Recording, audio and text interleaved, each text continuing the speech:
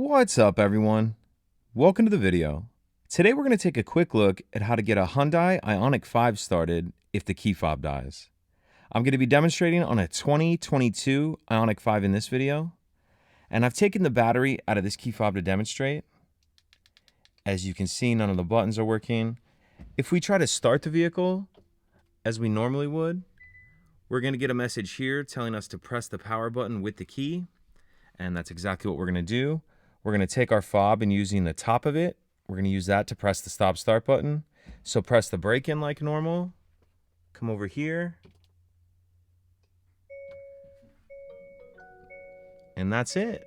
Pretty simple. The vehicle does a pretty good job of kind of prompting you what to do there. The only small tip I would give is when you're doing it, as you press the stop start button in, rather than just pressing and release like you would with your finger if you were starting it normal, when you're using the fob, you may need to hold the button down for just a couple seconds. But other than that, pretty simple. Like I said, the vehicle does a pretty good job of telling you what to do there. If you have any questions, please let me know.